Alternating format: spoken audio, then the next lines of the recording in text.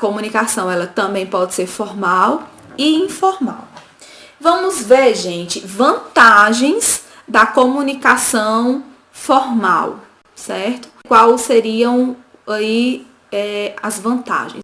Os processos de empresa são pré-definidos e padronizados, certo? Garantindo confiança aos discursos gerenciais e guiando o comportamento dos colaboradores da empresa. Então, essas são as vantagens da comunicação formal. E as desvantagens? Vamos ver quais seriam as desvantagens. São ocorridos através da burocracia. Então, uma comunicação muito formal, ela vai trazer questões muito burocráticas envolvidas. O excesso de formalidade da informação dentro de algum departamento da organização, ele também pode trazer algum prejuízo, e a gente entende isso como desvantagem na comunicação. E a interação entre as equipes pode também sofrer algum prejuízo quando a comunicação ela é muito formal. E diante disso é possível identificar falhas na comunicação. Por quê? Porque falhas na comunicação? Uma comunicação formal, uma maneira de se comunicar, por exemplo, pode-se usar muito a comunicação não verbal. Então, pode ser transferido muitos e-mails como maneira de comunicar. Só que o emissor envia o e-mail, mas o receptor que recebeu aquele e-mail, quando ele lê, ele pode fazer uma interpretação equivocada da mensagem. Então, é mais ou menos aquela coisa. Eu sei o que eu falo, mas eu não sei o que você interpreta. Né? Infelizmente, na comunicação pode acontecer esse tipo de prejuízo. Você ter a ideia de passar algo, mas o receptor interpretar de uma maneira que não era a que você queria de fato passar. Vantagens e desvantagens da comunicação informal. Né? Então, vamos ver aqui quais são os tipos de vantagens que a comunicação informal ela pode trazer. Que benefícios, né? Agilidade na transmissão de informação. Gera a motivação e a interação das pessoas da organização e também pode reduzir a sobrecarga da comunicação dos gestores, certo? Então, assim, não necessariamente para dar alguma informação, precisar ver uma reunião com os gestores para transmitir alguma mensagem. Ela pode se dar de uma maneira informal, certo? O gestor pode chegar lá no setor de determinado colaborador e repassar uma mensagem, sem não necessariamente fazer uma reunião só para passar aquela mensagem, certo? Então, quais são as desvantagens? Dificuldade com a geração de números e fofocas dentro das organizações. É o famoso boato. Infelizmente, isso também existe nas organizações e trazem grandes prejuízos para o ambiente organizacional, né? Então, assim, gera consequências como atrito entre as pessoas, provocando o desconhecimento da realidade. Então, quando você, enquanto gestor, quer passar uma mensagem e você manda o recado pelo fulano, quando o fulano chega lá, ele já tem passado pelo José, já contou o José, mas a mensagem não era para o José, era para Maria, por exemplo. O José fez uma interpretação e contou para o João. E assim vai gerando boatos na empresa e talvez até um atrito possa acontecer entre os funcionários daquela empresa, se houver a mudança da ideia do que queria ter falado, certo? Então, assim, é o que a gente conhece por boato e tem um impacto muito grande em uma organização, seja ela pública ou privada. Então, por que as empresas elas precisam investir na comunicação organizacional?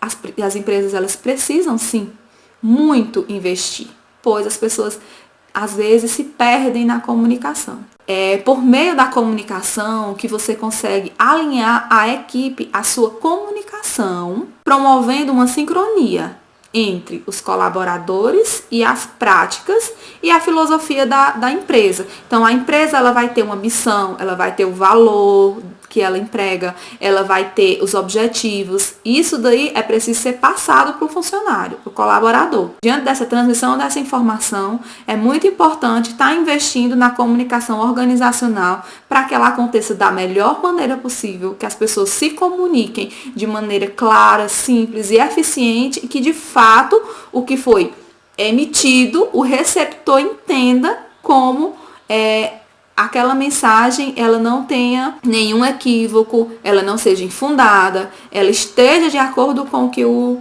emissor quis transmitir. Então, gente, eu vou aqui dar algumas dicas para melhor maneira de se comunicar. Fale com o público e não para o público. Então, o que é isso? É você manter contato, você envolver. Por exemplo, vai ter uma palestra na empresa. Então, você é o palestrante e você envolva as pessoas que estão assistindo aquela palestra. Você não apenas fale, verbalize o conteúdo que você está levando, não. Você envolva, porque envolvendo a plateia, você vai compreender se de fato a tua ideia está chegando, ou se as pessoas estão compreendendo de uma maneira diferente do que você quer falar. Então, descomplique. O mais possível que possa, descomplique. Não fale com palavras muito sofisticadas, que aquele público que você está se comunicando talvez não entenda. Então, é importante também conhecer o público que você está se comunicando. É dentro de uma empresa? Beleza. Então, lá nessa empresa vão ter pessoas que talvez não entendam palavras muito sofisticadas. Então, fale de maneira simples e clara, que com certeza a pessoa vai entender. E seja muito direto também, objetivo. Não precisa de muitos arrodeios para falar, para se comunicar. Seja direto, objetivo e simples. É possível fazer isso. Prepare-se, que é o que eu disse, né? Prepare-se antes, primeiro conhecendo quem você vai falar. É muito importante. Mas, de repente, você pode não ter essa oportunidade de conhecer antes. Mas, no mínimo, você tem que conhecer o conteúdo que você vai estar abordando. Então, se prepare antes. Tenha domínio daquilo que você fala. Quando você tem domínio do que você fala, quando você conhece o conteúdo, você pode ir lá sem nenhum recurso audiovisual, sem nenhum recurso humano, só com a tua fala, que você vai conseguir transmitir, porque você conhece o que você vai falar.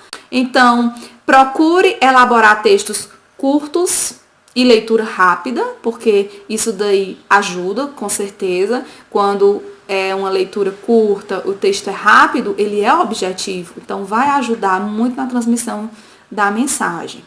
E, se possível, coloque imagens relacionadas ao assunto para chamar a atenção. Então, nas aulas, às vezes acontece isso, né? O professor coloca a imagem, que aquela imagem vai estar refletindo, por exemplo, o que é liderança, só em uma imagem. Ou o que é a cultura organizacional, só em uma imagem. Então, a imagem ela tem um impacto visual muito grande e uma forma de se comunicar também. E releia o seu comunicado para que ele seja claro, né? Então, reveja e releia junto com as pessoas que estão precisando daquela informação. Então, assim, uma mensagem super importante, que todos temos que ter consciência disso, né? Entre as competências comportamentais desejadas no mercado de trabalho é a capacidade do profissional se comunicar com segurança e com a capacidade de influenciar pessoas, certo? Então, assim, quando a gente falou na aula presencial sobre o papel do líder, a gente viu que o líder ele tem a capacidade de influenciar pessoas. Então, nas organizações, vai ter, em questão de hierarquia, o líder maior, mas nos grupos também acaba se formando líderes. Nos grupos pequenos, nos pequenos setores, vão estar ali surgindo pessoas com papel de líder. E essas pessoas, elas têm a capacidade de influenciar e de se comunicar muito bem, certo? De se comunicar com muita segurança. Então, aí vai uma dica e uma reflexão para vocês se autopromoverem, se autoconhecerem também com a questão da comunicação. Muito obrigada e a gente vai finalizar o conteúdo de organização